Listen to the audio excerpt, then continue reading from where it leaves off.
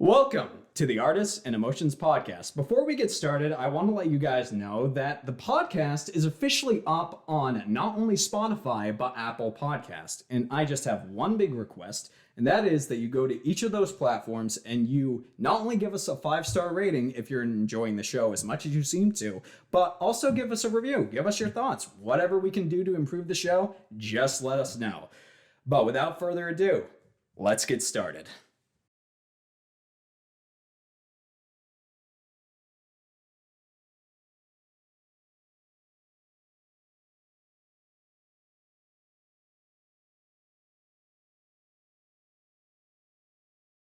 All right.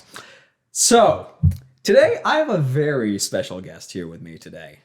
This person is not only originally from the same state that I am, that would be the state of Maine, they're also an actor and a very, very talented individual, as well as currently a producer.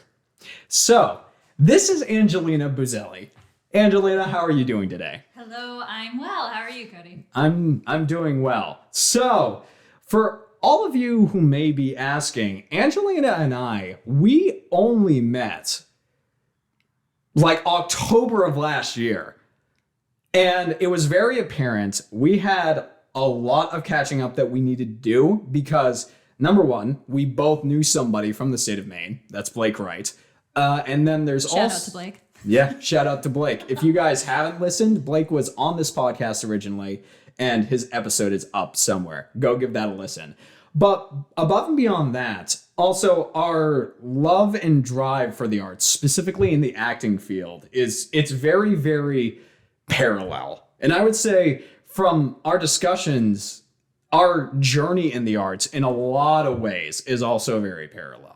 So I just want to, let's just start this right off the bat. Like what initially got you started into the arts, and what is the thing where you were like, okay, I had a passion for this thing before because I enjoyed it, but this is completely changing my life and I want to do this. Well, how much time do we have? Jokes, but not really jokes. I have always been surrounded by the arts. My mother was a very musical person, and so she would always sing to us as kids. And I was just exposed to music a lot in that sense. And so I always loved singing and dancing. And I started doing those things before acting. I took a couple dance classes when I was 5 or 6 and just loved it. Loved just closing the door to my room, putting music on, and just letting my body just move to the sound. And it was just always so freeing, and I loved it. And then my first acting experience was in kindergarten, I want to say. Just a silly Thanksgiving show that all the kids had to do. And even at 5 years old, I was already very good with rote memorization. And so they decided she should be the narrator. And I was one of two. They had a little kid that was narrating with me. But they ended up giving me a large portion of the lines because the other kid could memorize them and I could. And I just said, okay, I got this. Let's do it. And I unfortunately don't really have a lot of memories about that performance or those rehearsals, but there is a picture that my mom found and showed me at some point last year of me on stage in my uniform performing this play, and it was just so surreal seeing myself on stage at that young. And that was kind of where it started, but growing up, my passion was more focused in athletics. I played every single sport a girl was allowed to at the schools that I went to, and I just loved it. I loved being physically active. I also loved it because it was fun being better than the guys. I always joke that dodgeball runs in my veins because it does. And so I just loved just the physical activity and having so much fun doing those kinds of things. Like I was the girl in a knee-length skirt playing flag football with the guys during recess. That was who I was as a child. But at the same time, while dedicating a majority of the time outside of school to athletics, I always enjoyed acting. I would do little plays at church or little plays at school, and it was always something that I really loved, but it wasn't something that I thought a lot about. Sports was the thing that I was really, really focused in on until high school. And in high school, we had access to the One Act Play Festival, which was a competition throughout the state of Maine where you would rehearse a one-act play and then perform it under very stressful circumstances where you had an exact amount of time that you could not go over, and if you left anything on the stage, you would be disqualified. It was very, very stressful. But I loved adding the competitive nature to acting. And it's not just about how well I can do. It's now there's people watching this. There's people judging this for the first time. And that was scary. That was scary. So I did that my freshman year and I loved it. But at the same time, I was playing basketball. I was JV, but I was a swinger for varsity. And we went to the Cross Center that year. That doesn't mean anything to probably most of you listening, but Cody knows what that means. And I would miss almost half of my rehearsals and half of my basketball practices because they were at the same time. It was at the same season. So come sophomore year, the director of the theater program at my high school said, you got to choose. It's not fair to you because you can't do both. You just can't. And it's not fair to everyone else you're working with either, that your attention is so divided.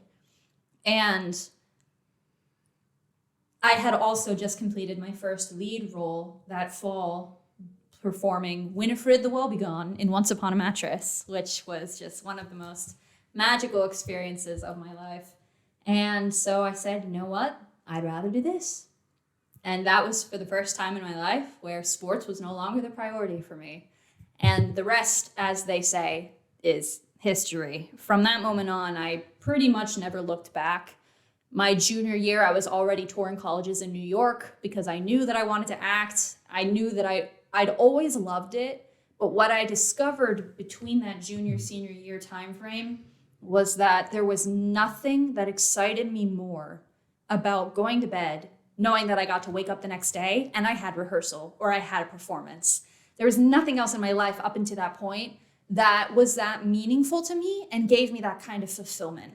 And as someone who did very well in school and had a lot of prospects for college and career paths that I could have gone down, my mom had always said to me, you have to think about what makes you happy, because money, while it solves a lot of problems and will make your life easier in some senses, if you're miserable waking up every day and dreading going to work and dreading the 9 to 5, then what's all the money really giving you?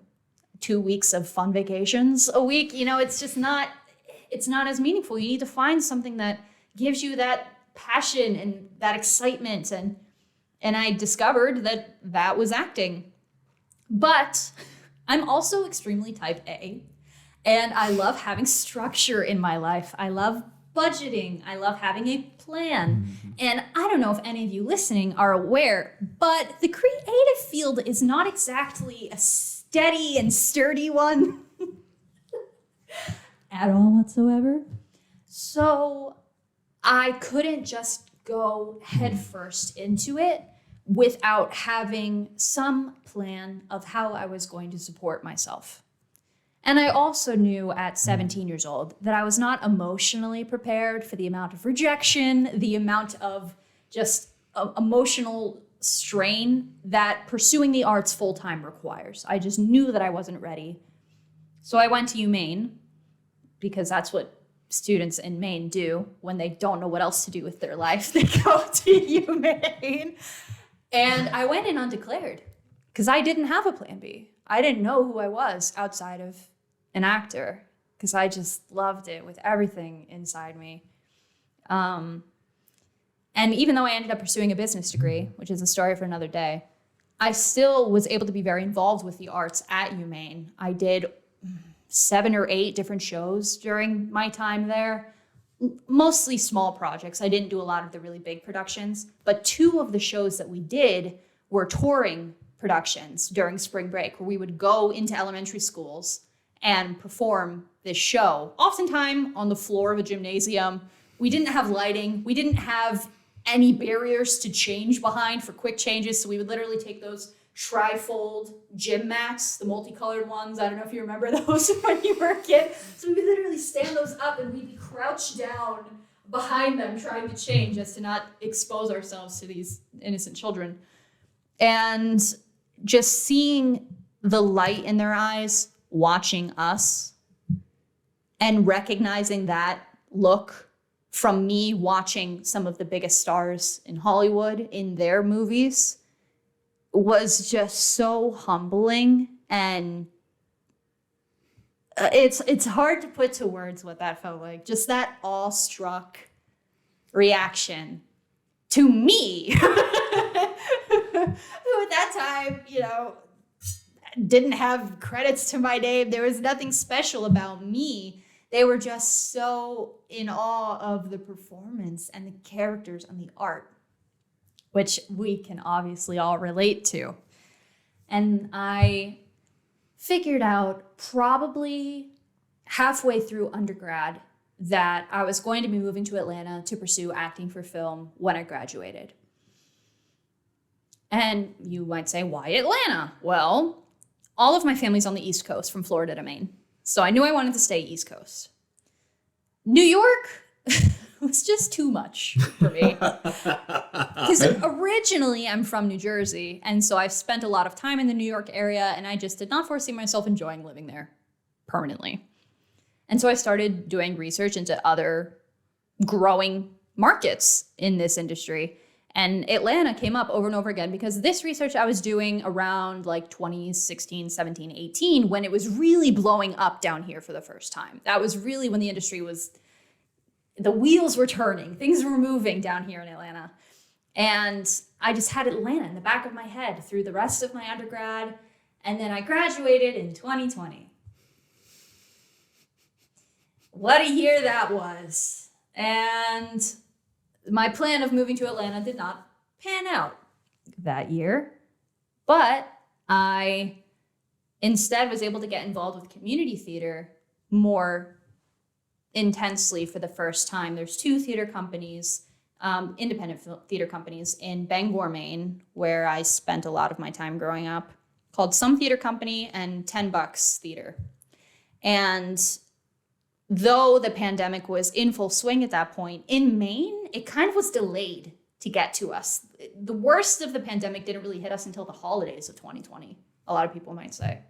Because in Bangor, Maine, for those of you who don't know, it's not exactly a very dense population. And where I'm from, I think there's about 1,400 of us in that town. There's more cows than there are people. Yeah.